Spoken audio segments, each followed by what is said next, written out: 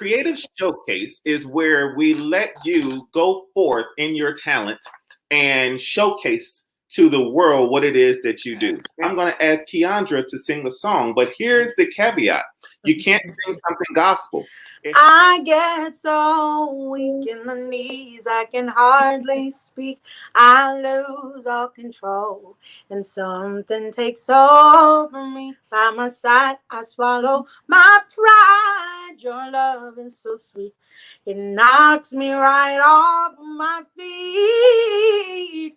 Oh my, can't explain why your loving makes me weak. Can you do that just that one? Because I literally just got chills. Can you just do that? Can't explain just one more time, just so I can close my eyes and pretend like I'm in the front row of your R&B concert at the Grammy with your performance. Okay, one more time. Can't explain why your loving makes me weak. I try hard to fight it. Boom, boom. No way can I deny it. Boom, boom. Your love so sweet. What does it do? Knocks me off my feet. Take us home. Take us home. I get so weak in the knees, I can hardly speak. I lose all control when something takes over me. In a day, it is so amazing. Oh.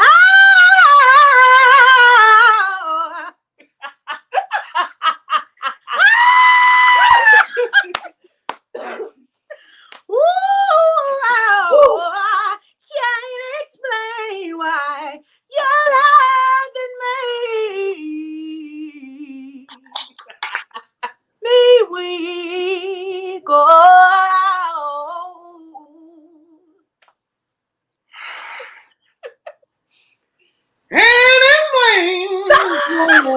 Wow, that's what she did. And she did it.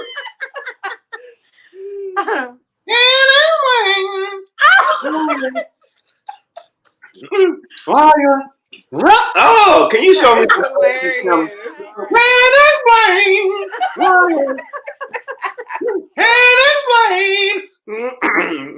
One more time, just that one part, please. Can't explain why your loving makes me weak.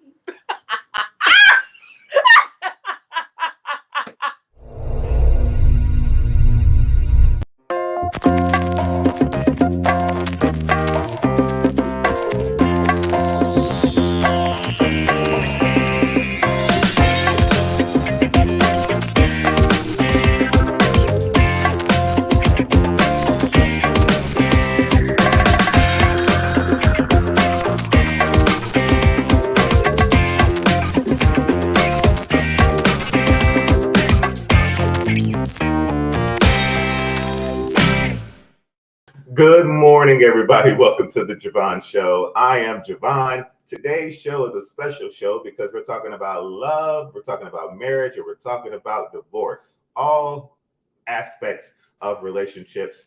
And we're coming up on Valentine's Day weekend is when we're going to be showcasing this. And I needed people to come in and help me understand why sometimes love makes you weak. And I can't explain it. You saw in that pre-show. I can't explain it.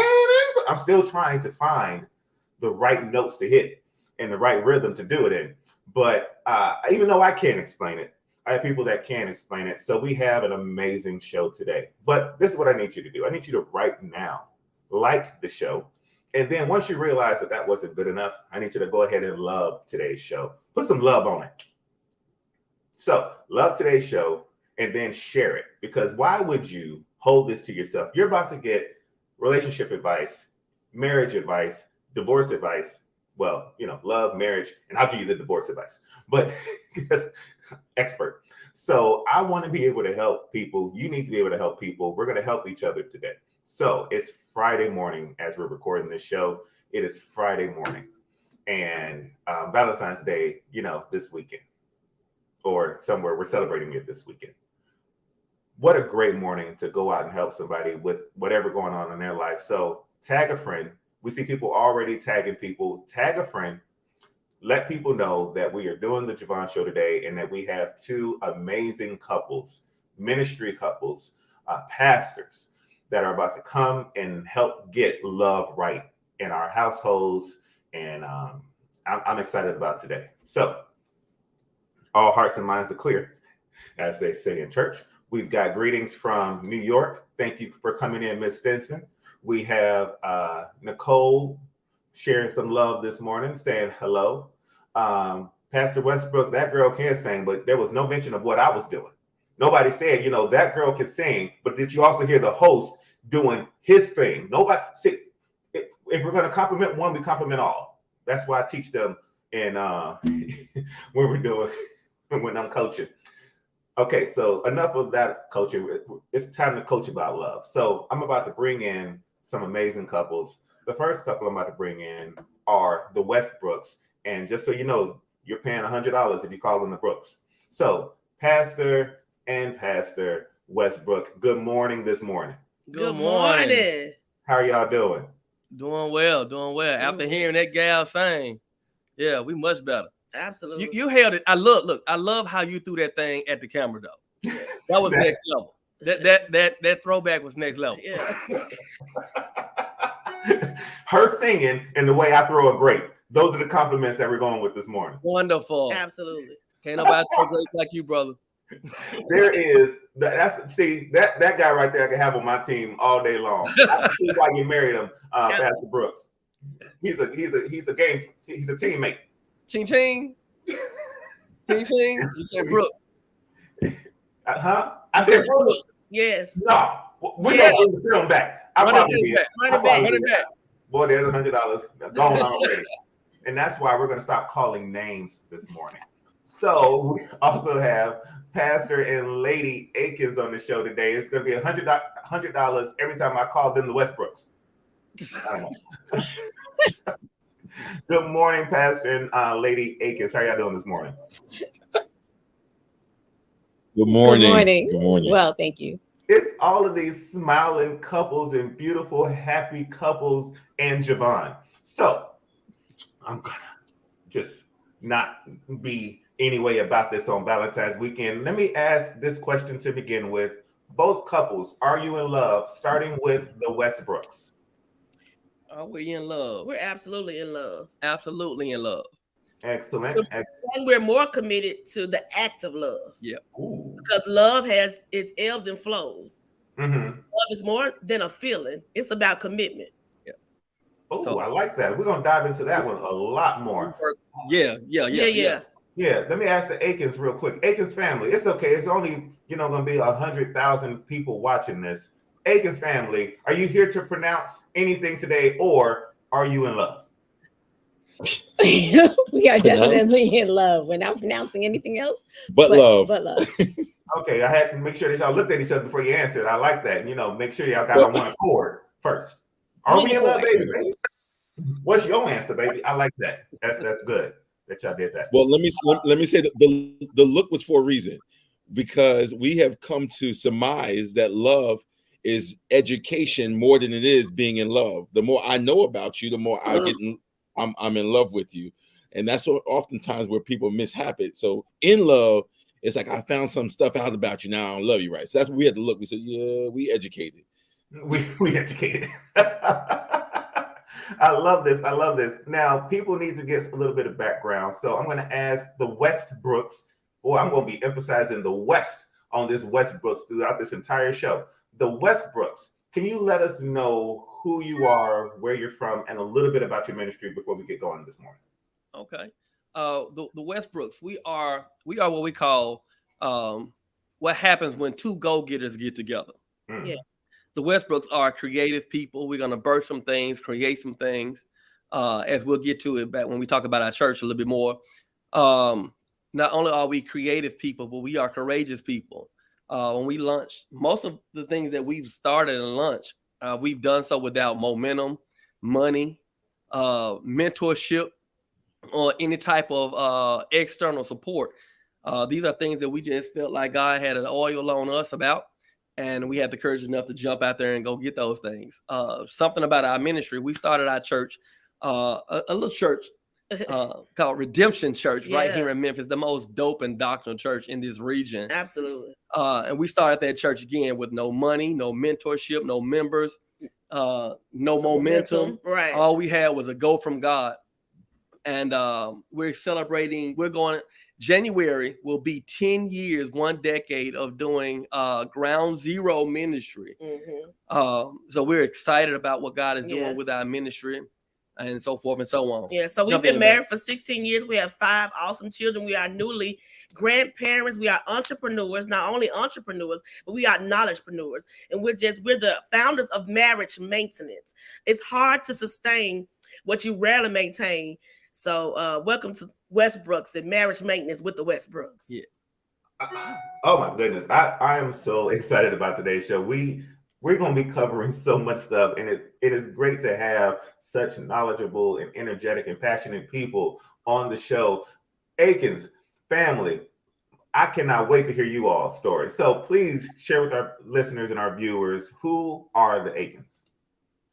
Well, we are the lead pastors of Triumphant Life Church in Oceanport, New Jersey. And we started about, I guess it's been like 18 years now. Wow. And ministry, yeah. And so we started in a small church in Asbury Park, New Jersey, with just a handful of people. And then we now own 2 locations, and we're in Oceanport, where God is just doing some amazing things. But we are, just like the Westbrooks, we are like entrepreneurs. We've been blazing a trail in business, but also within our community. And we're grateful to God. I'm also the author of several books, but one in particular, The Relationship Blueprint, which launched out of our brand called Relationship University. Yeah. Where we educate people on relationship matters and how to get to the next level. And we like to help married couples or those who are trying to get married really understand and break the curse, the lie, the tale that people have kind of said about marriage, that marriage could be really awesome if you work it. So we've been married for 23 years. It'd be 24 years in June. We have 2 biological children and an adopted son. And so we absolutely love being married. We love sharing our story with other people. You know, we don't fake like marriage is easy. It is work. But if you put in the work, the benefits are amazing. And so that's who we are. Fantastic. I'm going to start with the Westbrooks first. Westbrooks. Why did y'all get married? Ooh. Wow. Why did we get married? Oh, wow. Okay, so yeah, that's what I did. I did that. When we got married, we decided to get married because I think that was something enigmatic about us. I've always been, I thought I would always do well by myself. I really wasn't high on marriage much, to be honest.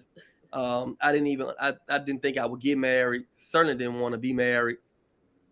But we were friends. We met at church. We were in a choir together. And when I first saw her, I was like, yo, who is that?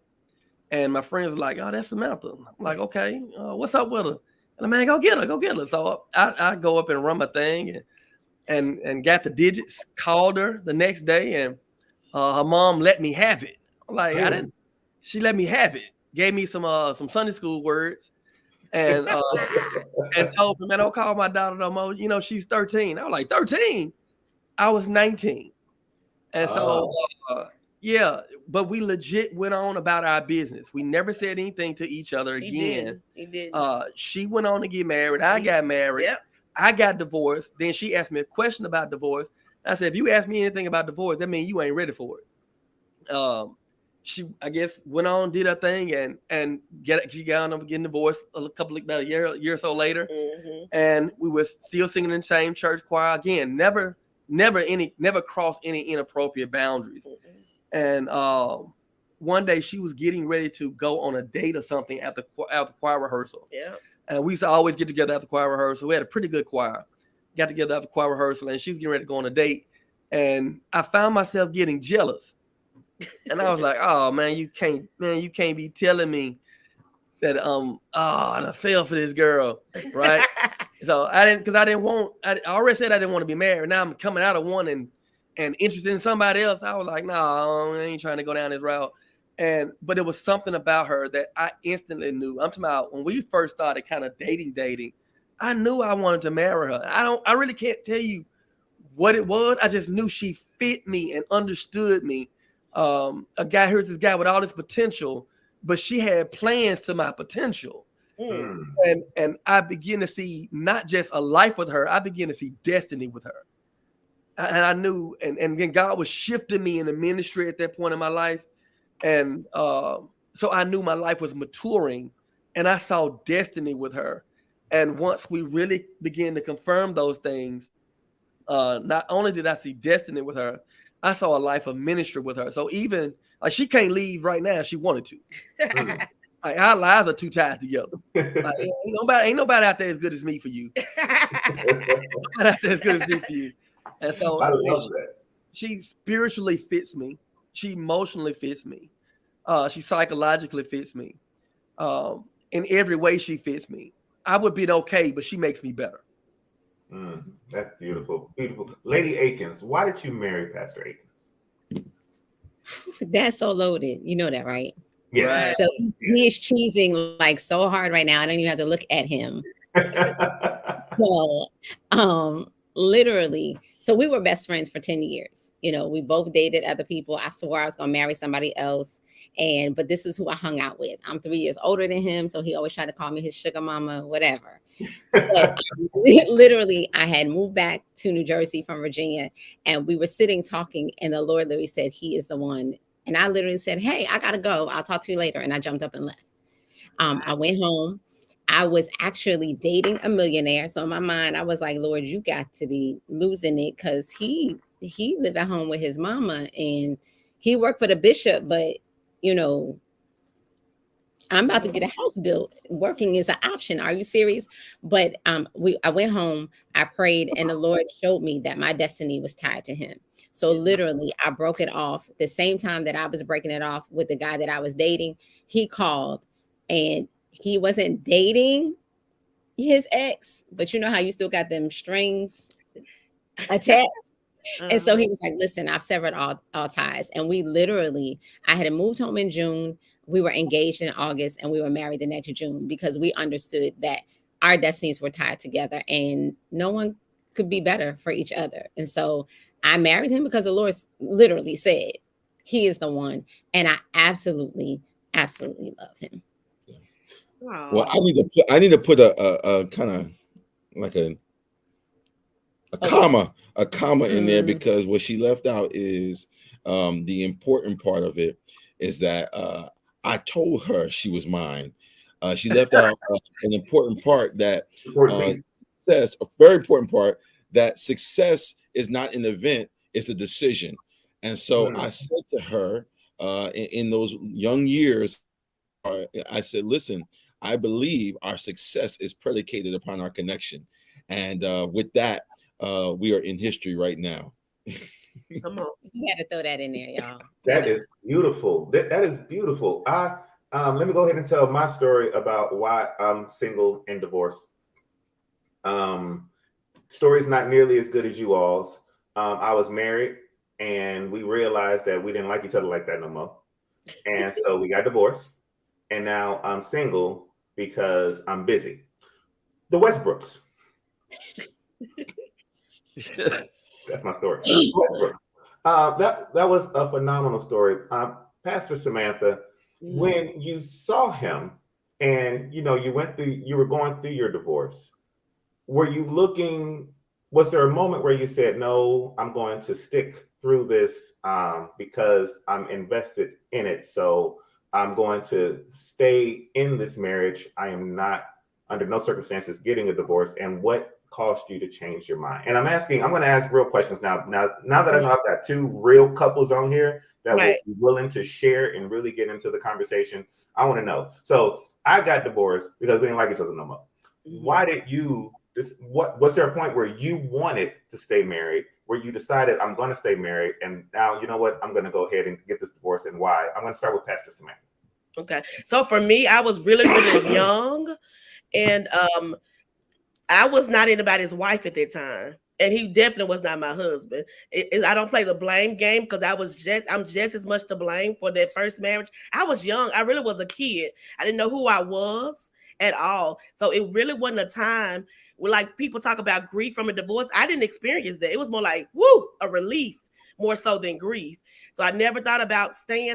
I want to, because we did have a daughter, maybe a little bit, but that just was not enough to keep us together. So for me, I think that, and I teach this to women now, you have to know who you are. I didn't know who I was or what I wanted. I was super young, like young, 21, 22 maybe. So I was not ready to be married, was not prepared, and he was not my husband. I was not his wife. So it was not easy, but it was smooth for me to get a divorce. I was kind of like you. We didn't like each other. We were not compatible. It just wasn't that.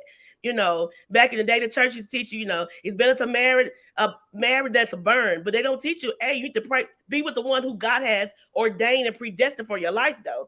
It's two-sided. Although it's better to marry than to burn, it's true, it's accurate, it's incomplete.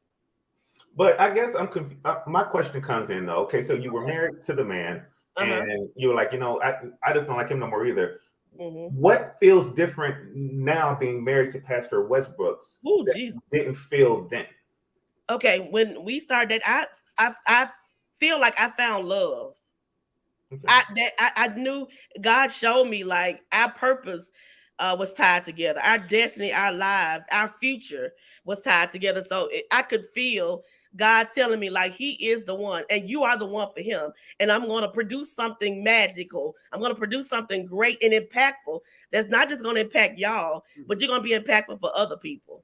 Like, seriously, I did not know love before we started dating. I really didn't. I was a spoiled girl, came from a well-to-do family. I never had even fixed a man's plate before. Didn't know how to cook. Because I thought, it was just all about me. I deserve to be catered. I'm the prize, which I still believe that. But relationships should be reciprocal. Mm-hmm. And Pastor Westbrook, I want to get the same question to you. Once she saw this killer smile, it was it. It was it. It's hard to resist it. Mm-hmm. Like, seriously, I didn't know love. I really did not know love or how to love or even how to be loved. I was young.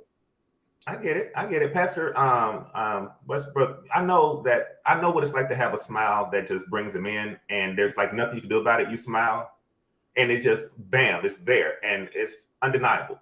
Yeah. But you were married before as well. And really the same question for you. You were married, you were in this marriage. At one point you loved her enough to get married to her, and then you didn't like her to where what the situation happened where you need to get out of it. What makes this marriage that you're with right now with the dope Pastor Samantha different than before, to where if that same type of situation happens, you're in it for life, as before you were like, no, we got to get out of this. I got to go.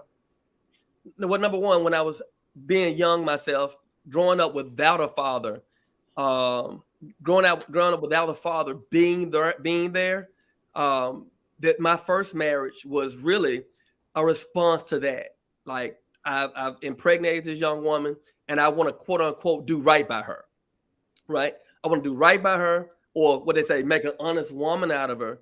And I want to be present because my father was not present. And I thought marriage was being present. What I didn't understand was, I didn't understand about being yoked, equally yoked. I didn't understand compatibility. Good. I didn't understand what it meant to be in service to one another. I didn't understand what destiny and being connected to the right somebody was all about. And when I began to understand those things, well, first I understood that we weren't compatible first. Then I began to search for compatibility. And much like she said, when we first started dating, God showed me instantly compatibility. He showed me instantly destiny. He showed me instantly that we're tied together. And so we began to eradicate. Once we began to matriculate through marriage, we eradicated the word divorce from our vocabulary, because divorce is not an option.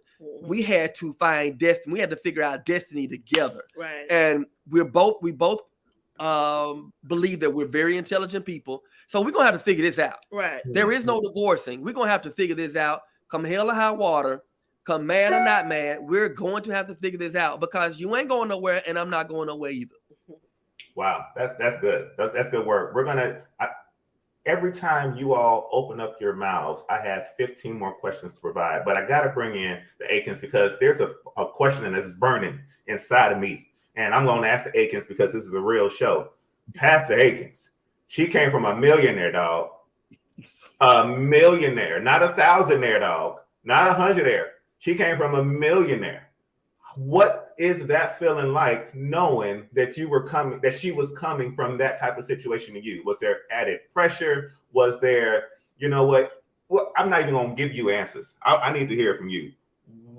Please break it down so that I know.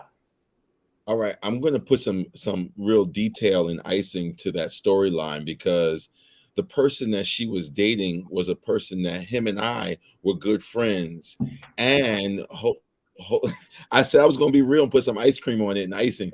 Not only were we good friends, we both said if there was someone to marry, we were in conversation. We hung out together, and we said if there was someone to marry, we both called on her name. And I didn't know that. She didn't know this detail. And we said, well, I said to her, well, she's going to marry me, so you don't need him. He said, well, we'll see who has that opportunity. And he started flying down there. I had just graduated college. And I was like, okay. He was telling me he was flying down. She was talking to, and I was like, oh, what's going on? Wait, I'm losing. And I said, it's all right.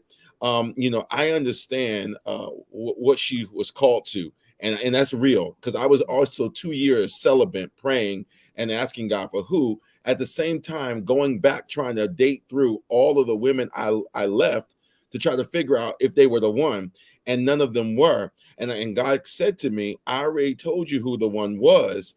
So when God gives you a really assignment, when he says something to you, money does not match what God puts in the lineup. When God says it, it's like, okay, God, you said it. So I literally just picked up the phone and called her. So here's the details of that. When she was dating him, I called her and said, hey, what did God say about the situation you're in? She came over. I looked her in the face. I said, what did God say? Go home and ask God. She went home, and that's where the storyline, the detail picks up, where she said God spoke to her.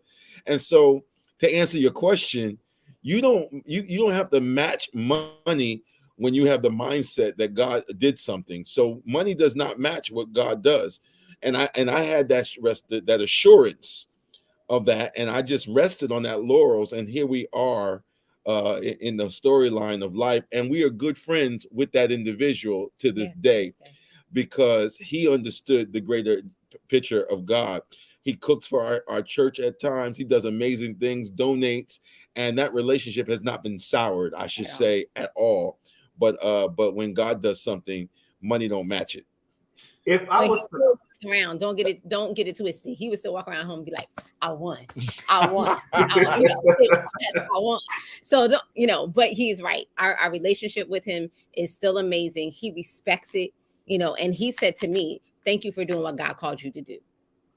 So me and Nikki are both mouths dropped right now. So I could call up Beyonce and say, Beyonce, God told me that Jay-Z wasn't the one for you.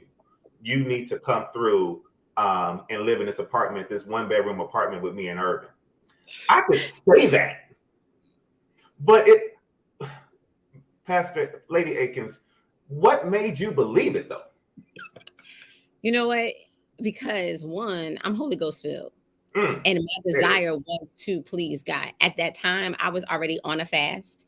And I don't proclaim to be so deep, but I was on a fast, and I really wanted God, and I really wanted to walk in his will. And so when you are submissive to the voice of God, sometimes you don't always know what he's going to do, but you do what he says do. So listen, even when I was breaking up with a guy, now let me say, I never wanted to be a pastor.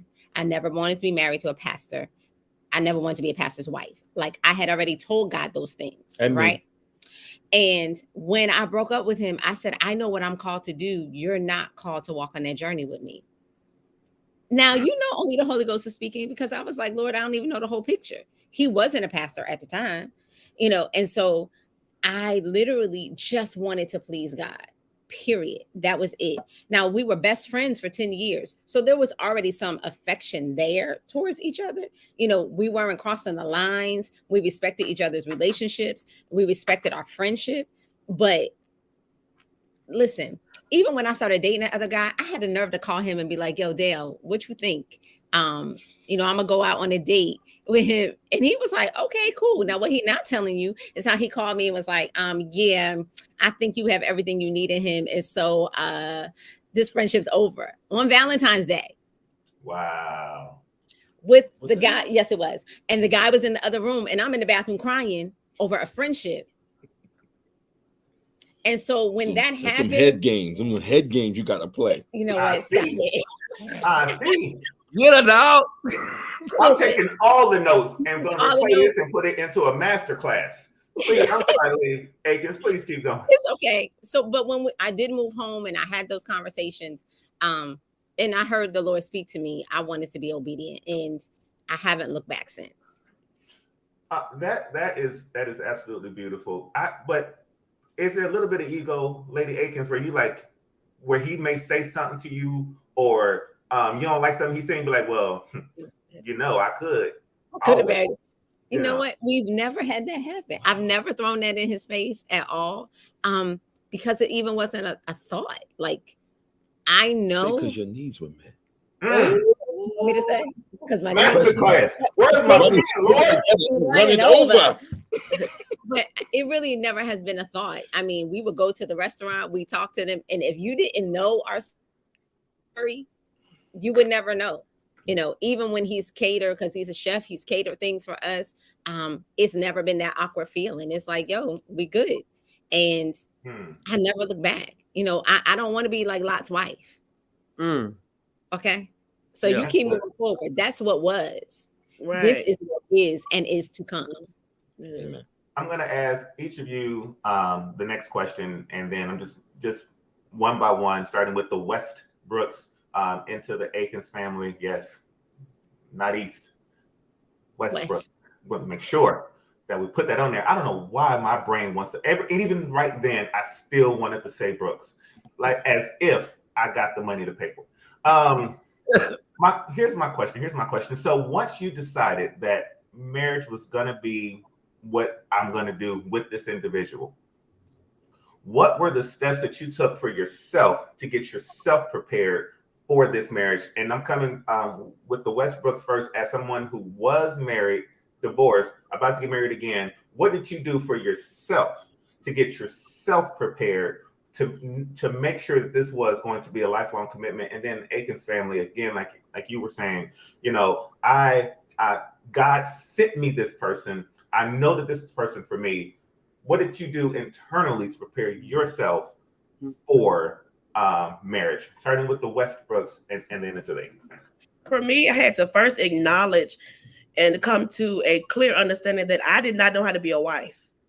And as far as my family background is filled with entrepreneurs, filled with creative people, very highly successful people, but divorce is a deep part of the DNA of my family on both sides. So I did not have a role model, a tangible role model, like this is how a wife's supposed to act. This is what a wife's supposed to do.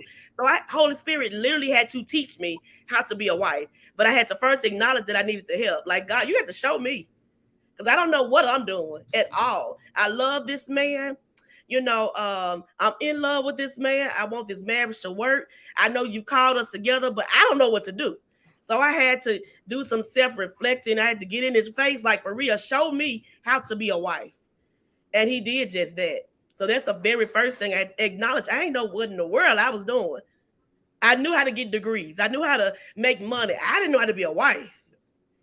And so after I acknowledged that and submitted myself to God first in that area specifically, that's when, you know, things began to shift for us. For me, God took me on a personal 7-month seminary. Literally, it was one. I remember one conversation. He does very, very seldom does he speak audibly to me. But this one time he told me, listen, you're not moving. You're not taking another step until you go through this entire Bible. I was like, what? Like, yeah, you reading this whole book. And it wasn't really about, I think that was the first thing for me in terms of dedicating. I had to dedicate myself to what I heard God say. And I began to spend time with him. And I think he was pulling me into ministry, confirming ministry for me, because I wasn't preaching prior to that. He was pulling me into ministry. I knew that there was a higher calling on my life. So the first thing he did a few years, about maybe a year or so before we started dating, is he called me to a higher level of living. I thought that was a call to preaching, but he's like, no, I just need you to live different. And during this 7 month, it was just, I would wake up and go to sleep to God. I would wake up and go to sleep to God. I was transitioning from the military at the time. And so they didn't really have me doing a lot of duties. I would wake up in the morning, read, go to PT, come back, and I would sit in my room and just study, just read and study. And after I finished reading the Bible, I would go to the library and just pick up books, Miles Monroe, Joel Osteen. I was consuming everything I could. And I'm hearing God speak so crazy during those times. And I was dedicated to that voice and dedicated to that moment. And God was just kind of ironing some things out for me, because if I was going to be in this relationship, I could not be anything like I was in my prior relationship. My prior relationship, it was all about me, completely selfish. What I want out of it, what I want to do in it, what I want to be around it. And in this relationship, God was doing something on the inside of me that was allowing me to be a better person for her, because she has too much in her for me to just allow her to be my wife. I know I have to find how I'm going to support her. I have to find ways to I would never tell, like, she can't be just no first lady sitting with a little pretty hat and a couple of people around her. No. She has so much more in her. And I had to be secure within myself, because she's going to garner more attention than I do. She is an instant firecracker. I'm more subdued. And so I had to be internally, spiritually secure enough to be able to handle being her husband. And God has such a sense of humor. I just want to add this, is that I am my dad is a pastor. Both my grandfathers were pastors. I used to pray as a little girl that I never marry a pastor. I was the oldest of 5 girls, so I was like my dad's boy. I was in the pastor study. As a young girl, I wanted him to love God, but did not want him to preach. So God didn't call him to preach till after we got married. How about that? I think it's fantastic that both lady and pastor were saying how they did not want to be first ladies and weren't planning on being pastors. So this is for the women that have been praying to be a first lady or to be a pastor. My name is Javon Martin, and I guarantee that there is absolutely no chance at all. So if you're looking for a pastor, you may be finding me. I just want to put that out there. Akins family, back to you all now. The same question. What did you do to prepare yourself for marriage? Yes. It's funny because I'm listening to their story and I'm going, oh my God. There was no spiritual. No, I'm saying. I literally had to go through and cut off all these women that I was connected to, so to prepare myself for marriage. I mean, that was the preamble of it, and then there was some spiritual. I took a 2-year, celibacy, vow of celibacy after I cut everybody off. But the preparation was, I know what I did not want to be. And so I had to make a decision to develop myself to be who I wanted to be in this marriage, in this relationship. I have my history, and she knows it. I was a polygamist, and I was in the sense of I had multiple relationships. That was like normal, and they all knew about it. I was not one of those ones that was secretive. I would say, hey, I want you to meet so and so, that we're in a relationship, and we want you to join the process. And so I had to really make a mental shift to prepare myself for marriage, to say, hey, this is what God wants. This is the design. And I had to personally shift and ask God to help me through that shift process. Yeah, that's how he was. Thank you for confirmation. I'm just saying. And I was friends with him. So, there was a standard that I set. So like his friends would be over. I'd be like, yeah, I'll talk to you later. That ain't my life. I ain't down with you. Love you as a friend, but I'm going home. So for me, I had to, walk in the fact that he was not my ex.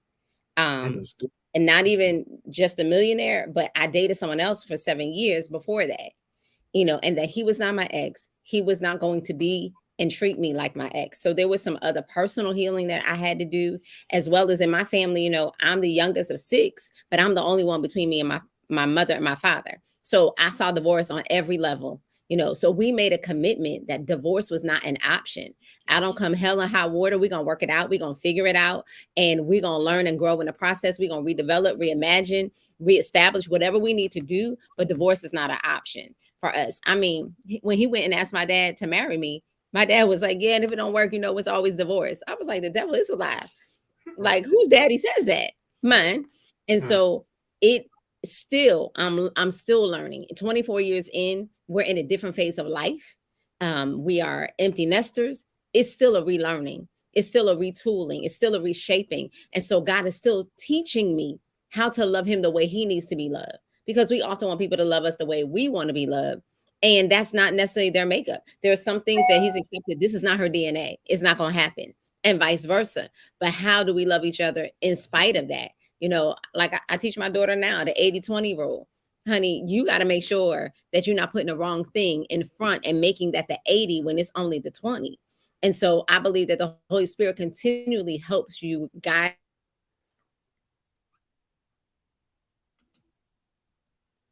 I think they and so for us, the first thing was like, yo, that ain't even an option. They not invited to the wedding. We don't keep friendships, you know, those. And then he was saying, well, these are the things that I need, and being able to have that communication. Yeah, that 80-20 rule is a good thing. Yeah, I love these stories, but it feels to me like the only way, because I've been divorced. So it's the only way that I'm going to be able to stay married is by being super duper holy and going into prayer closets and stuff like that. Because I'm gonna let you know, I love the Lord because he heard my cry, and I've been in church, you know, all 44 years of life. I'm just not that super duper saved, right? I mean, we're being real. If I can't be real, y'all let me know. Be real. Because I'm not super duper backflips in church road saved. I don't have the bishop's garment. What are the practical ways that I, Javon, can get married and stay married so I don't go from I do to not? And that 80-20 rule was something that you were getting into. I would love to hear from Lady Akins on that, and then also get Pastor Westbrook's perspective on that as well. Just the 80-20 rule, and then to the Westbrooks, how are some other practical things that us who aren't drinking communion every morning when I wake up in remembrance of him can also save my marriage? Well, listen, the 80-20 rule, you know, there's 80% that you absolutely love. There's that 20 that gets on your nerves. And what happens in any relationship, whether you're saved or not, a lot of times we magnify the 20 over the 80 so that you can't even see or focus, right? And so that's when you're making that little molehill into a huge mountain. So what thing that we've learned practically, we literally made a T-chart that I think we kept on the back of our closet for over 2 years, meaning the back of the closet door that we had to open the closet. We had to look at it every day. And that T-chart marked out on the one side, what were all the good things about the person? On the other side, what were the things that actually irked our nerves? And it wasn't there to go, look, this is what you do. It was there so I knew this is what I need to work on. That's going to help him see that 80 even greater. And whether, you know, I don't always say, you know, I love the Lord, but I don't think it has to be that deep. Now, yes, I understand that God should be the center and the focus, but there are thousands of people that are in happy marriages that are not saved because there has to be a commitment to it. There has to be some accountability to it. When we got married, people didn't tell us that, you know what, you might not like him. You will love him, but you might not like him. So we were like, it wasn't even a year. And we were looking at all these couples that got married around us and they seemed so happy. And I was like, I can't stand him. I love him, but I can't stand him. He working my nerves. And so we were like, we would always be that true and safe place that people could talk about and put practical steps into place. And you got to be able to communicate. You know, I think we're learning now even another level of honesty. That doesn't mean that you have to hurt each other, but I can hear you beyond your words and it's safe with me. I'm not going to hold it over your head, but we're going to work on that. And we're going to work on it together. We're going to establish a plan. And so, no, you might not be in the choir role, But communication is a universal language. And if you can't communicate, then you can't commit. And if you can't commit, you can't stay together. Let me jump in on that commitment piece. Earlier, Pastor Sam mentioned talking about in love, and we've learned the difference between love and in love. In love is a feeling, and feelings are fickle. Feelings have peaks and valleys, ebbs and flows. However, that's in love, and in love is beautiful. You always want to be in love with your mate. However, if feelings are fickle and have ebbs and flows, then if we build our marriage off in love, then we're in trouble. So we love that love is more important. Love is something that we can build on. The Bible says God so loved the world that he gave. So God defines love as an action word. So we are committed to one another. When she tripping or I'm tripping, we're still committed. Whether I'm feeling high or feeling low, we're still committed. It doesn't matter where we feel, how we feel in our relationship. Right. We're committed to one another. And as Lady Akins mentioned, there are millions of people who are very committed to a lot of things that's not necessarily Christian. Mm-hmm. So it's the level of commitment is where we're focused on. Mm-hmm. I'm committed to the act of loving her. I'm committed to the act of serving her. I'm committed to the act of being only with her. So I don't care if she ain't feeling me or I ain't feeling her or how fine somebody else may be. Fine ain't got to do with it. And fine has nothing to do with my level of commitment to my wife. And that's where it is. And again, I don't think you have to be Christian to be committed. You can be committed to whatever you want to be. You can be committed to not loving the Bible. That's a commitment. But if you're committed to one another, like we're committed to one another, that's where it's at. So we're more focused on the act of love. Yes, we're focused on being in love, and we work to stay in love, and we work to make our love mature and the act of love be better. However, wherever we are in our in love, we're more so committed to the act of love. God so loved that he gave. So I'm committed to giving her my life to her. I'm committed to giving my time to her. I'm committed to giving my service to her. I'm committed to giving everything I can in my life to her. That's our level of commitment. Absolutely. I was also tell Javon that it's commitment and the power of agreement. We teach this, the power of agreement. The husband and the wife, the man and the woman have to come into agreement about everything. Finances, how you're going to rear the children, this with the children. Who going to check the in-laws when they get out of line? You know, how we going to spend our money? Where we're going for holidays? Where we're going to church? Are we not going to church? Agreement. There is power in agreement. So that goes along with commitment and communication. What do you agree on? What do you disagree on? But come into agreement. Not so much compromise, because a lot of times when we compromise, people lose out, in my opinion. Agreement is more powerful than compromise. So there is power in agreement. Yeah, and I just wanted to add on this because with all you're saying with the 80-20, and he was really, Javon, you talked about what would for you and for singles, you have to find a friend before you find anything. And I think that when you talk agreement, you talk about communication. We're friends. Like, we're really friends. We really are friends. Like, we work together, we go home together, we cook together, but we're friends. Before we are, I want to say before even the marriage aspect of it, we were 10 years of friendship. And so if you're single, you're looking, how do you find that right thing? You got to find a friend first before you find a lover, because we like the lover part. And that's always what messed up. You want to love, get in that love, and you want to do it and screw it and get all that first. The problem is y'all ain't really friends. And so if you get the friendship right, then guess what? Even when the love making ain't right, you so good of friends, because it was 3 months. We ain't even do it because we didn't like each other, but we was friends and we was able to be in relationship. And that was the 80-20. Now we got out of that. That was a long time ago. But the fact of the matter is, because we were friends, we were able to go through that storm.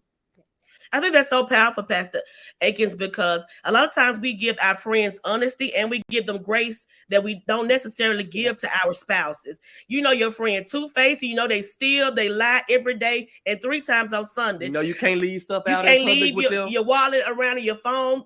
They gonna talk to your girl and your guy. It don't matter. We know this about our friends, yet their history makes us still stay in communion with them, in community with them. So I believe that friendship piece is so essential. It's vital. You can't have a healthy marriage without having a solid friendship. It was my friendship with her.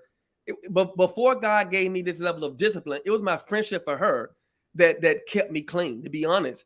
When I first started dating her, and coming from some of the things that I was doing prior to our relationship, it was my friendship for her that kept me disciplined. Like, no, I'm not doing my friend like that. No, I'm not doing that because that's my friend.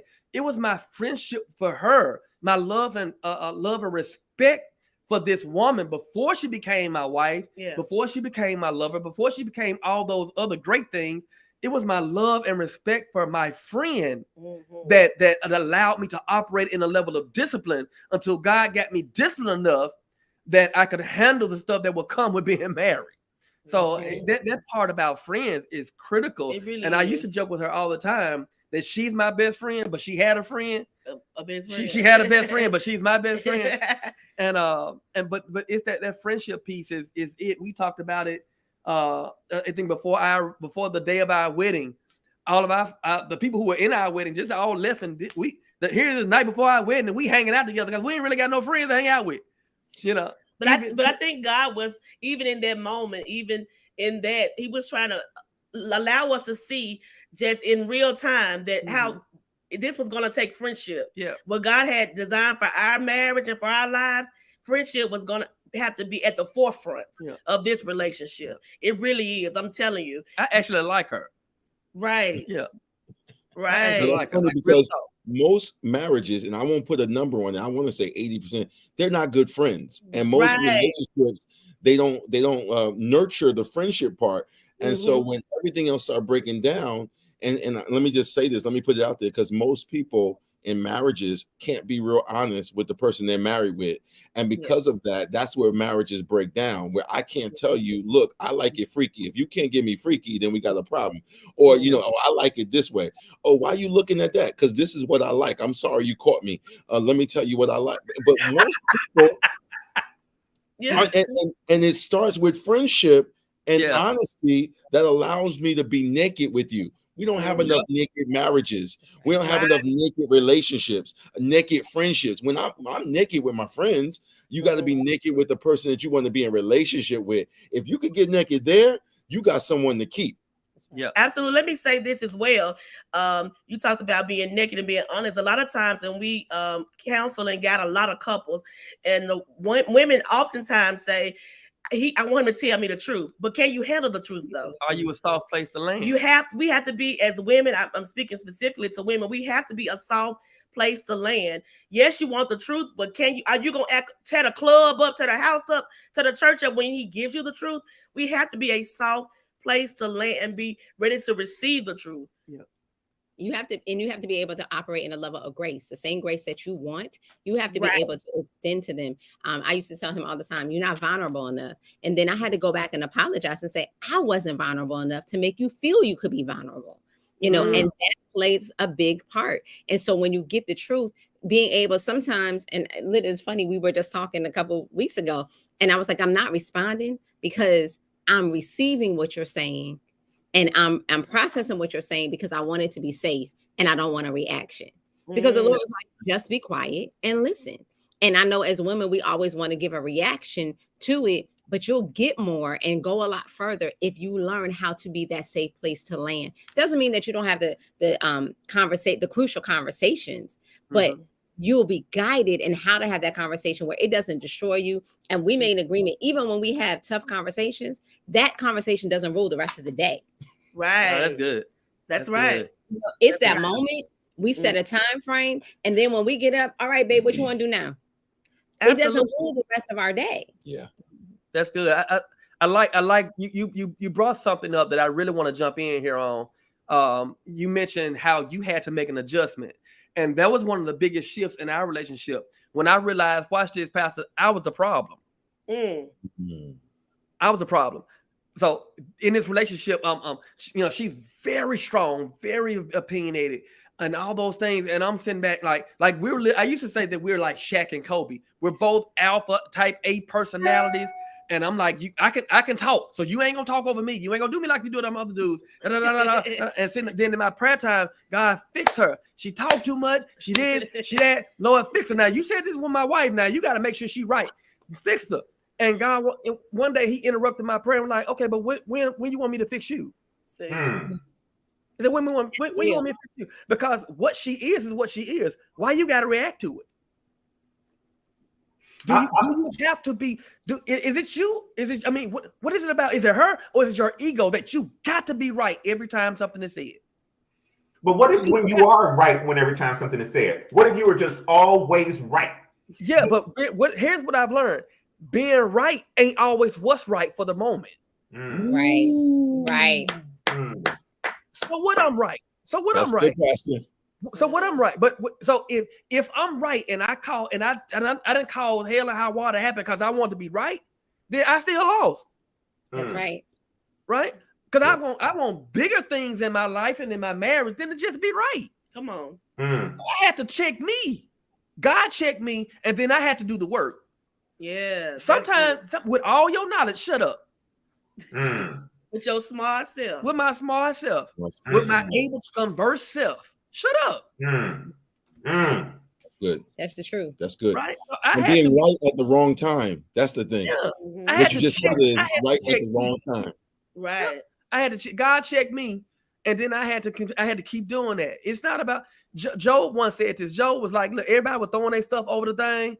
It's a Jonah rather. Jonah was everybody throwing all their stuff over the off the boat.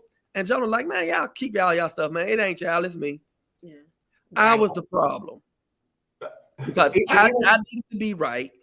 I need to have it the Westbrook way. The way I cook is the way I want to be cooked is the way it should be cooked. Like all of those things. It was me because I had grown up selfishly and I brought that stuff into my marriage. And I guess that's part of my second topic about she thinks she's my mama. So it's not even really about her correcting you. It's about the way that you receive the correction. Because even then when you were telling the story and she jumped in, it's Jonah, baby. There's a way of the correction. And then you could have been like, baby, I'm telling the story. But, on live with everybody watching. But it was like, yeah, thank you. And then you went on about it. So it's about, I guess, the way that correction is received as well. That's a good point. That's a great observation. Because that's maturity. Because I do have a strong personality. I was born this way. It's nothing I prayed for, nothing I asked for. This is just me, right? So I had to learn. I am not this man's mama. I'm not his boss because I owned a business. He was like, you keep that at work, baby. I was very independent. I could, at the start of our marriage, I could buy my own car, pay my own bills. And he once told me something that I have to repeat even here. He said, independent women need to stay single. If you so independent, then you might not need me. Come on, ma'am. He got me all the way together. Do you hear me? I'm like, wait a minute. No, I ain't saying I don't need you now. Right. That ain't what I'm saying. But you're acting like But I was acting like yeah. Even then, even that moment that you just pointed out, I've learned to be soft. It's Jonah. Versus you wrong. It's Jonah. You see the difference? I conveyed the same information, but my tone and my heart posture has softened. But not only that, my willingness to hear her correction, my willingness to hear her opinion has changed. Where I valued my intellect. I don't know. I respected her for being that, but I don't think I valued it. I had to learn to value her voice, value her intellect, value her love enough for me to say, okay, I love you, but you could have done that better. I'll ask her a question after I'm done preaching because I know she's gonna tell me the truth. Everybody else gonna be like, Pastor, you preach, you bless me. Yeah, they lying. A lot of them be lying. Because they don't know how to respond to a preacher. So they just always give you the, ooh, Pastor, you bless me. She gonna tell me the truth, though. Like, that was good, but in this point here, I just thought I ain't get that. She gonna give me the truth, what most people want. And I've learned to respect that and honor that voice. So when she does say something, I know where it comes from. And I'm mature enough to receive it. The more I listen to y'all, the more I realize that I got married way young. So let me tell y'all this. I was a praise and worship leader and a choir director at my church. And my wife, ex-wife now, wife at the time, was one of my section leaders. So she was in the choir, and she, beautiful, nice voice. But she was opinionated. So we would be in choir rehearsal, and she'd be giving opinions. We'd be getting ready for church Sunday morning, giving opinions. On the way to church, giving opinions. While I'm directing the song, giving opinions. After church, giving opinions. And what I'm hearing you saying is it was my fault for not being mature enough to receive all these opinions instead of what I believed then and what I'm going to go ahead and admit to still believing now. She was given too many opinions. Shut up! Two things can be Sometimes. true. Two things can Two be true. things can be true. And so I want to know, Pastor Akins, I'm tearing up because I'm so emotional because I'm still hearing her opinions in my ear right now. My question, Pastor Akins, is what did you do to prepare yourself to hear Lady Akins' voice when she's giving her opinions so that maybe, because I know what Pastor Westbrook is going to say. He's going to say, go to God and pray and find my closet. And I don't got a closet that I want to go to because I just want her to stop giving me about the part on Total Praise. I know what the part does, Felicia. So, Pastor Akins, what did you Felicia bad. prepare yourself to be able to receive all of the opinions that were being presented to you? I feel better now. Therapy, Lord. Well, yeah, you got that off your chest. Right. So I think it was different for me because my mom was extremely strong. I raised a single. My mom is still very strong. So it developed something in me that I had to identify. She helped me identify, and I had to be able to adjust to. And she had to be able to adjust to because growing up with a strong mom, I became even stronger and bolded. So when I make a decision, my decision had to have a lot behind it, and I had to be able to back it up. And so it created a little vibrato in me, a little, lion in me. So even though she was strong, I'd come stronger. And we had to learn I had to learn the balance of being able to hear her voice. Because if she says something that was contrary, not only am I going to prove you wrong, but I'm going to back it up with 3 or 4 different things. And it created something. Now, I need you to know we have never had an argument ever in our marriage. I've never raised my voice at her. She's never raised her voice at me. We've never had a tone. I'm sorry. I'm sorry. I'm going to let you finish. No, it's the truth. We don't. That was one thing we committed to. Now, when we first got married, I tried it. As well, you should. You should test that theory. You can't argue by yourself. See if they're crazy. Right. So wait. No. We have crucial conversations. Okay, so y'all argue. Okay, good. Y'all do argue. Okay. We don't argue. We have strong disagreements, but we have learned time and tone. So even now, if we're having an intense conversation, I will pause because I know I can't raise my voice. Ooh. Now I can be blunt and he will give me that space. Okay, say what you need to say. So, and if you need to fix it or correct it after it comes out your mouth, it didn't come out right and vice versa, then we'll adjust it. But it was important to us that we respected each other enough that I didn't do that screaming and hollering, and he wasn't doing it to me either. We've never called each other out our names at all. And now because we super deep, it was just something we committed to.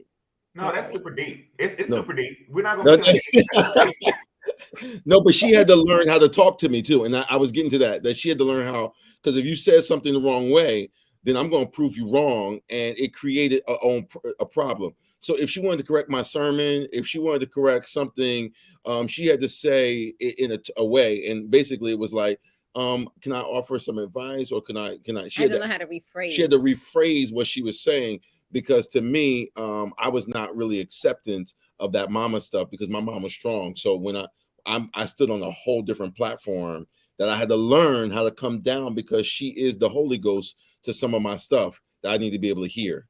Yeah, that's good. Yeah. Because his mother was so strong, his mother was very That can't happen. So I had to learn how to present it in a way that even if I felt it should be a no, I had to learn how to present it in a way to say, well, babe, did you think about this, this, and this? You know, and then he'll go, oh, I didn't look at that, or no, you know, down to even some things we do at the church. I'm like, well, how much did you want to spend? Because these are the options, you know, as opposed to saying, no, we can't do that. That's too much out the budget. Yeah. You know, so I had to learn how to rephrase it. But what about those women that be like, no, I'm just keeping it real. I'm just telling them how it, TI, whatever that used to be in the 90s. They're rude. And they should stay single.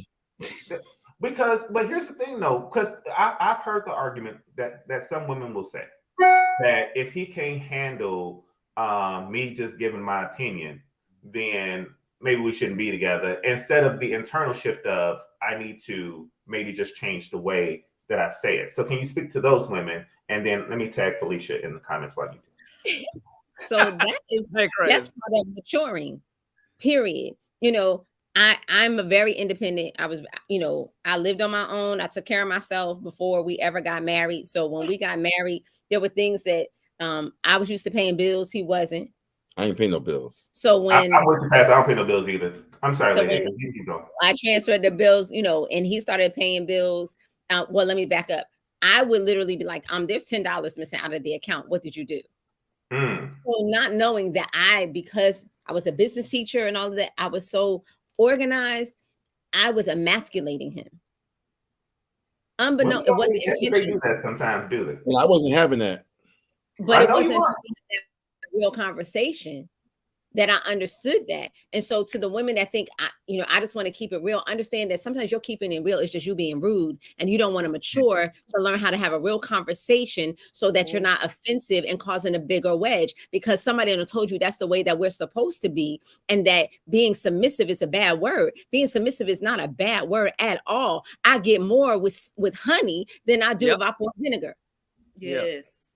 And so we have grown up that, you know, especially as an African-American woman, we've had to do it all. We had to prove ourselves. But when I come home, and that should be the place that I could be like, you know, babe, I love you taking care of me. I'm so grateful you take out the trash and I don't have to do it. I'm so glad that you go put gas in the car. I don't have to do it. So what do you need? You know, we think that that's being strong. Well, that's not really being strong. That's using defense mechanisms that you had to use out in the world. And you think that's going to fly in your marriage. Well, it can, but you're going to have a toxic marriage. And we're not looking for toxicity. We're looking for wholeness. That's good. That's good. That's good. I'm done. Yeah, this is so good. A lot of times because women have had to be so strong, we've had to be single mothers and get it on our own, get it out the mud, grind. We take those same traits into marriages and they do not work, right? We look at it as a badge of honor to be. I can pay my own bills, yeah, but I'm just being honest. Now my husband pays all the bills. I like you better here. I like you better here. Like seriously, all the independent and strong Black woman, I'm gonna do it by myself, has no place in a marriage. If you can do it by yourself, then do it by yourself. And what I've learned with most men have to fight the world and fight every day of their lives, fight because we're just Black. We have to fight so much that we're not willing to fight for the kingdom in our own home. I'm not willing to fight to be the king in my own house. I refuse to do so.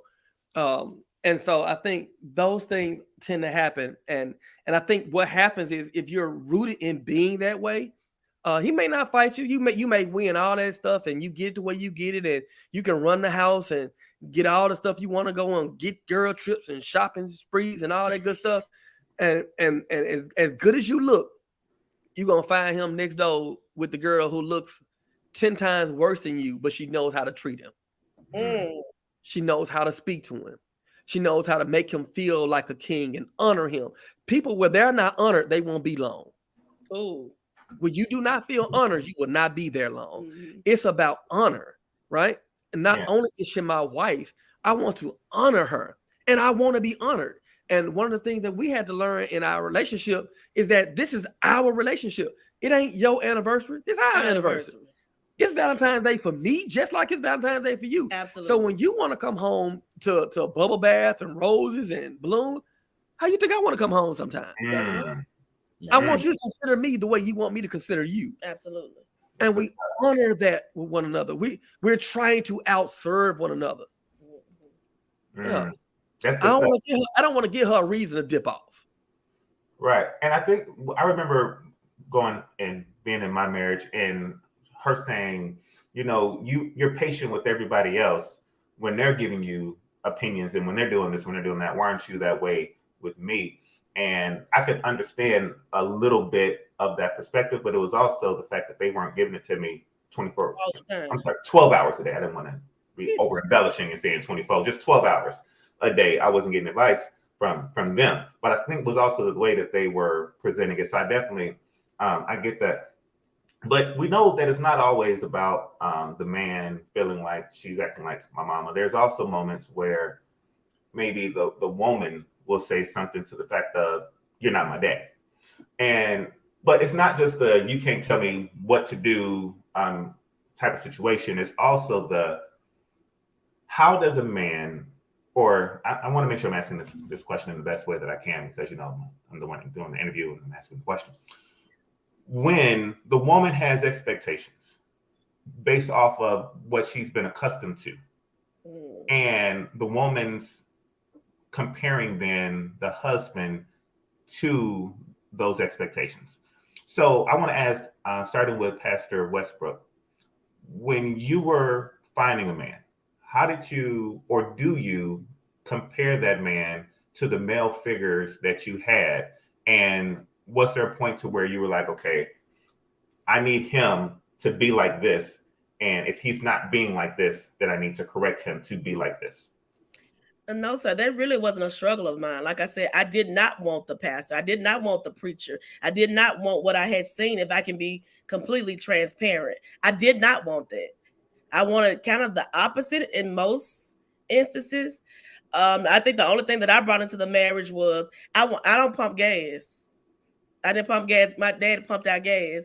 And I'm like, I'm not touching this. He said, look, if you about to run out, you better stop at the gas station. Now, he takes care of it most of the time, but don't run out waiting on it, though. You know what I'm saying? So I really didn't struggle with comparing him to the male figures who are in my life. That wasn't my struggle, if I can be completely honest.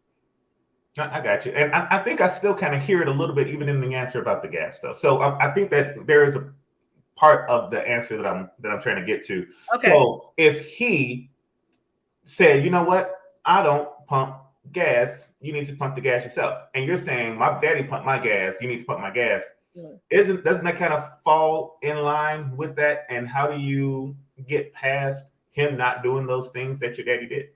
Well, that's only one thing, I guess, and he does it. So, but I get what you're trying to get at. But what if he didn't? Right? It's kind of like his mom was an amazing cook. When we first started dating, I couldn't cook eggs, nothing. He taught me how to cook. He said, look, you're a cute girl. I love you. But I was born in the 70s. I don't eat out.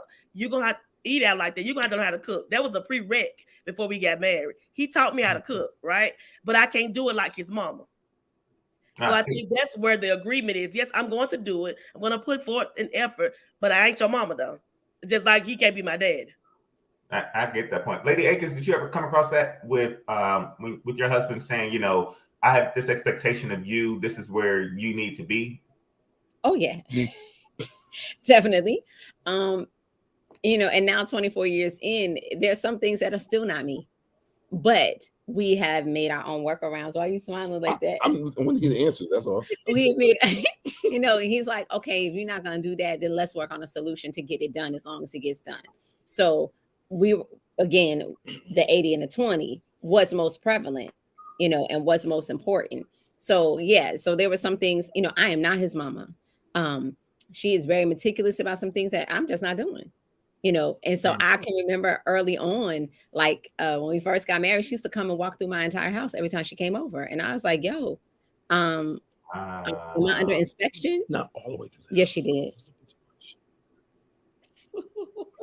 Yes, please continue on. What were you saying, Pastor Akins? Your mama didn't do what?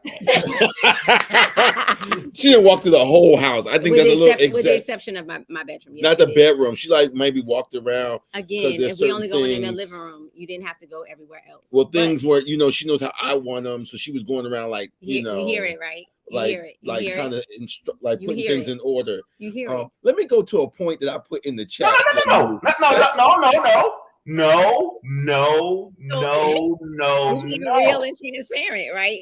And so, and I love her. Don't get me wrong, I do. But there are things that we are still working out. You know, that he wants certain ways, and there's things that I want certain ways. You know, I've never said you're not my daddy. However, I have said I don't need you to preach to me. You know, and I guess you would say that sort of was like when my dad would give those kind of speeches. So I used to be like, don't preach to me. Let's have a conversation. I don't need a sermon on this. You know, the one thing I admire is I never had to worry about if he had a hustle or if he was, and I say hustle because when we first got married, when we had our daughter, he had lost his job. I was a school teacher. And when I came home, he stayed with her, I think for the first 5 months. And then when I came home and it was nice enough, he was like, okay, yeah, I'm, taking the last step we have. I'm buying this truck and I'm starting the lawn care business. And so one thing, he always has been a provider. He's never been one that's going to sit home and just not do. So where my dad would say, okay, I need an honesty check, I could always say, no, my husband has. I didn't have to go to my dad and say, Daddy, can you loan us money? Because my husband was always going to find a way to get it done legally, get it done. And so I never had to do those attributes, in that sense. That's good. That's good. And I did cut you off, Pastor Akins. What were you going to say? I just wanted to make sure that I try to inflame that more and show that there is nothing in this world that's going to tear this up at all. Yeah. No, I was going to add, and I kind of put it in there, that marriage normally fails for two reasons. High expectations and limited training, or you not prepared. And you don't prepare yourself for it. And so when it comes to this daddy, mama type of thing, ultimately, it's about expectations. And you have to be able to be real enough with what those expectations are and to be able to adjust them. Now, once I realized that, okay, she's not going to be my mama, I had to adjust some expectations. And let me say this in a very plain sense.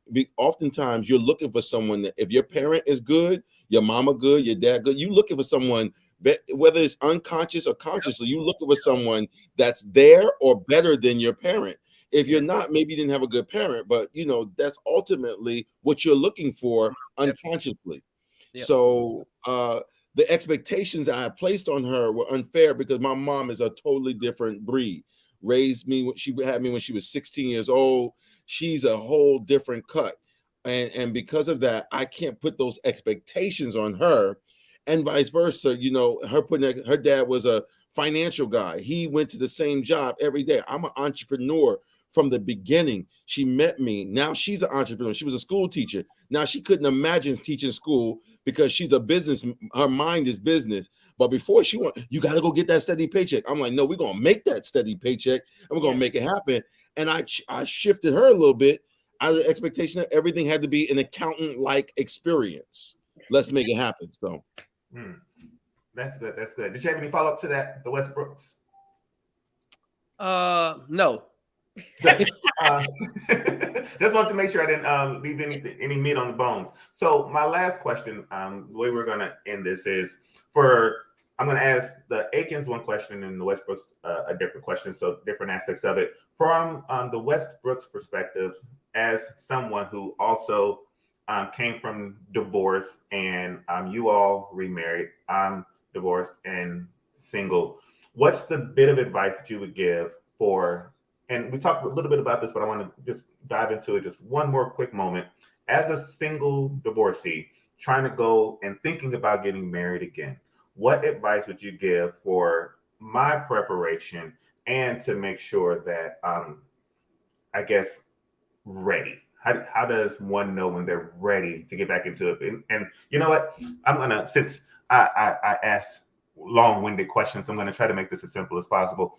I don't know if I ever want to get married again. And if I do get married, I know that divorce is an option. So, let's try it. Well, maybe if the next one don't work out, then Mrs. Martin number 4 might be the one. What advice do you have for me? Okay. Don't look for it. Be found serving God somewhere. All right. Be found operating in purpose. What's your purpose for living? Maybe right now your season is not to be married. And so what is your season? What is the season of preparation? Is it preparation for your purpose? Trying to figure out who you are, trying to unpack some of the things that you contribute to for the demise of your marriage, right? What things in you can be better? Even if you're wrong, there's something God, if you've been wronged, there's something God is trying to communicate to you, right? In everything, there is a lesson, right? Retrieve the lesson from the time that you were in, right? What is it about you that could have been better? What is it about you that could be different? What is it about you that can grow from the space that you were in? And then and make that your season of preparation. Maybe you never get married again, but maybe it caused you to be a better person. Because I think in trying to go into a better space with bitterness, they don't really coexist well, right? So moving into your better, get rid of every bit of baggage that you had, right? Unpack some of the stuff that maybe the reason why you couldn't receive some of her opinion. Maybe it was abundance of it. Maybe you just had a short fuse. It was a lot. It was a lot, Pastor. I believe you. You shouldn't wear that red shirt during that interview. Right. Okay, I'm gonna wear the red shirt anyway. So you know what I mean? Like, so yeah. What is it about you that could be better? And so moving into whatever God is taking you to, whether it's just your career or whatever, maybe it's not about marriage. Maybe it's just being a better you.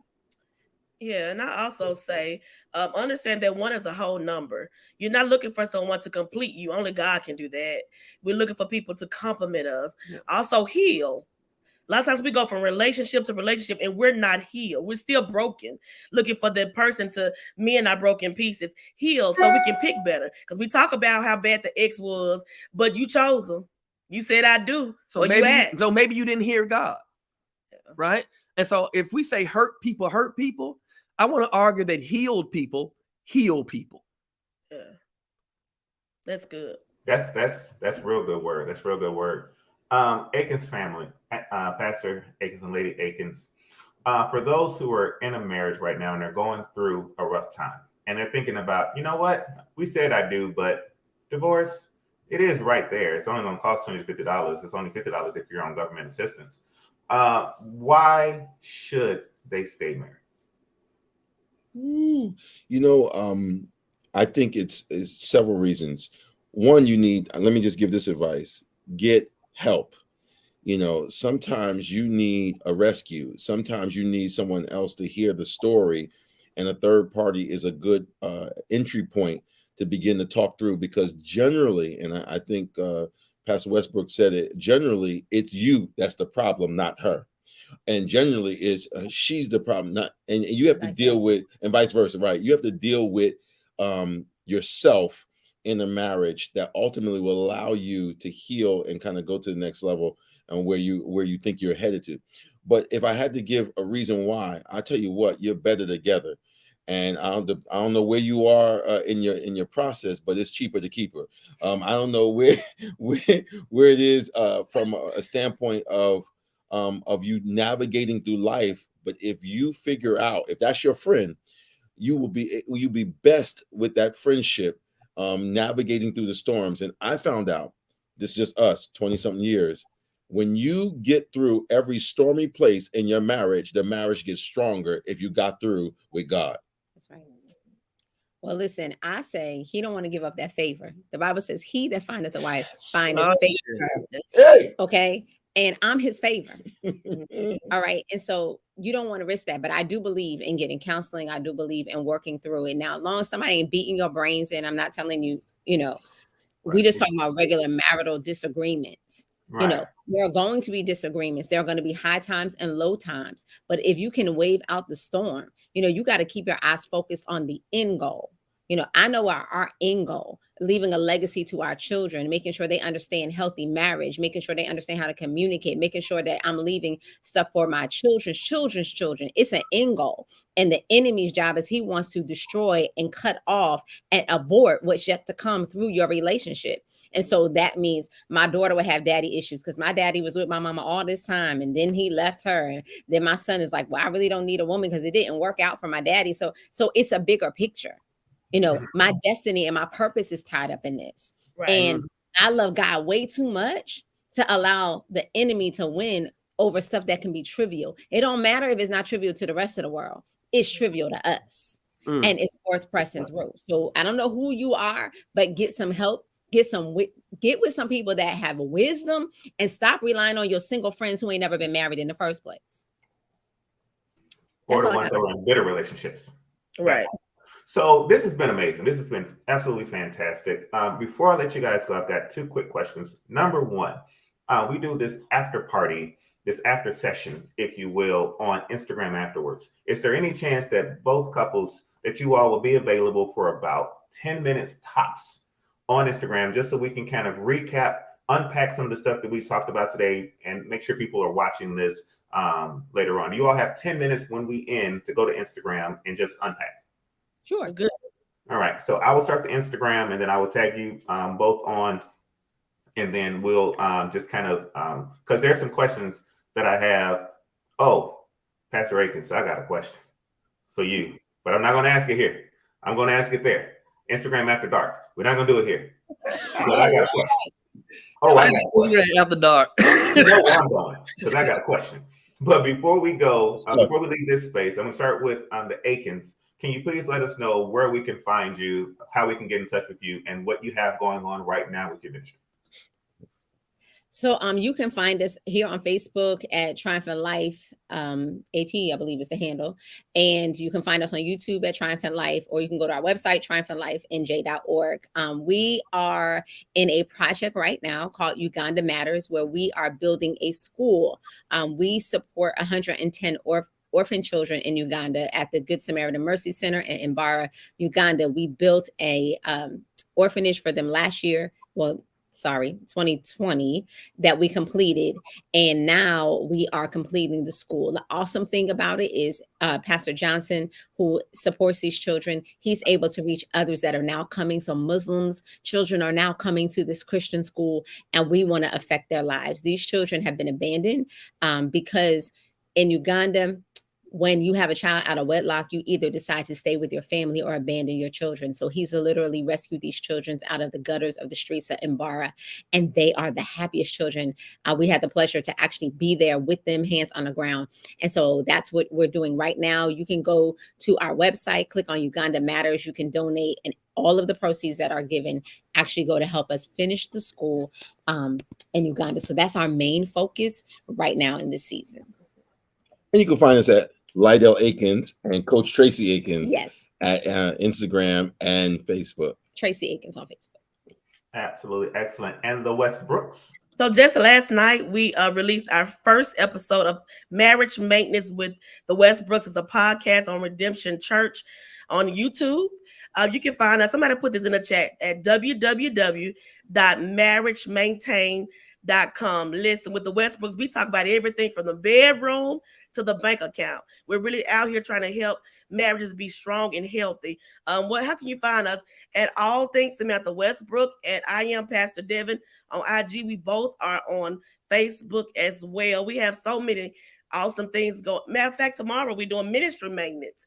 We're helping 5 ministry couples strengthen their ministries right here in the city. We have some people that's coming from out of town to even be in Memphis with us. We're giving away strategy, resources, things that we didn't have. Our church is blowing up.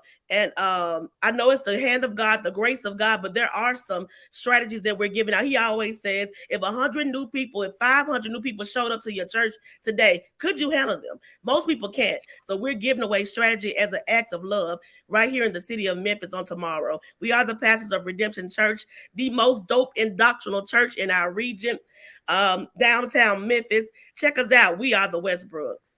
Yes, they are the Westbrooks and not just the Brooks. So get it right. Huh? Get it right. So this has been amazing. This has been powerful. This has been necessary and needed. So thank you all. Thank you, the Akins. Thank you, the Westbrooks, for coming on and just trying to help us get better and be better in our marriage and our relationships. That's what we have today. So this has been the Javon Show. I've been your host, Javon. We have had an amazing time. Shout out to our executive producer, Dr. T.L. Holmes, Dr. Anisha Thompson of Elevate Magazine, to our entire team, Lanisha Lowe, Marquise Jelks, to the greatest social media person in the planet, Mariella, thank y'all so much for helping with today's show. We're about to go to Instagram, so go over there right now because I've got questions from the bedroom to the bank account. I've got questions, and we're going to go over there to answer them. So until next time, take care of yourselves and each other. We are gone. Get a little bit crazy. Let's get a little bit crazy. Let's get a little bit crazy. Let's get a little bit crazy. Yeah. Let's get a little bit crazy. All right, I'm about to go to Instagram right now because I've got questions from the bedroom to the bank account, from the bank account to the bedroom. So I'm just going to go on right now because I want to know something. And I need all 4 people on this panel to help me get it right. We still keep the Facebook feed going, but they just get to watch us doing background stuff. So let me see here. Oh, look at that. We are live and I am in green. You see the green screen behind me and we are live on Instagram right now. Hello, everybody. I'm Javon Show. All that good stuff. You know who I am. We're about to get into some stuff because I just had this amazing conversation with the Akins and with the Westbrooks. And we're bringing it over here to Instagram because we have some things to talk about. It's Instagram After Dark is what I just coined it. Just made that up. And this is going to be really, really good. So I'm going to invite Pastor, let me see if I can go ahead and tag them in it. Yep, I'm about to invite Pastor Devin Westbrook in right now. And then I'm going to invite the Akins on once they jump on as well. They can let me know if they're able to get on or not.